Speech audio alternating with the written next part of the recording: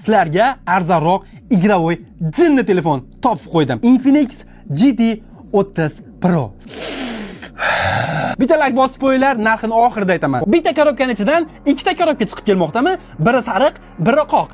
Oq sandalda sen degan multfilm bo'lardi esinglarda bo'lsa. Buni bittasida telefon, kullar mavjud. Mana bu korobkasi bo'lsa, o'shi kerak emas. Birinchi korobka. Buning ichida kullari bor.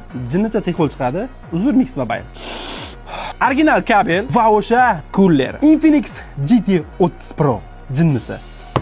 Jinnicha zashni 45 vatlik zaryadlik va original kabeldan bittasi naushnik ekan. Ancha-muncha telefon bunaqa narsa tiqamaydi ichiga. Va do'stlar, telefonning o'zi. Dizayniga keladigan bo'lsak, dizayn haqiqatda zo'r. Mana bu ikki chekkasida ikkala barmoqlaring uchun yordam berish uchun sensorlar mavjud. Infinix ham sun'iy intellektdan ancha rivojlanib ketdi. Orqa dizayni e'tiborimni juda ham zo'r tortdi. Ko'ringlar do'stlar.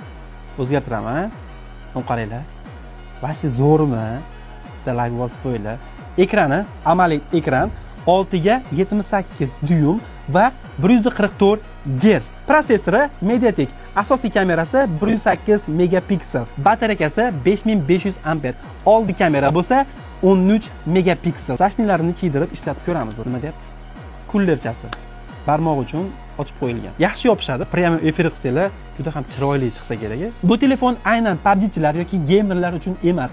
O'zingiz kundalik sharoitda olib ishlatsangiz ham telefon ishlashi yengil va chiroyli ishlab beradi. Va telefon narxini ham qimmatroq qila oladi bu dizayn. Va telefon narxi $300 gacha bo'lishi mumkin. Like podpiska sizdan, xizmat qilish bizdan. Bosdik.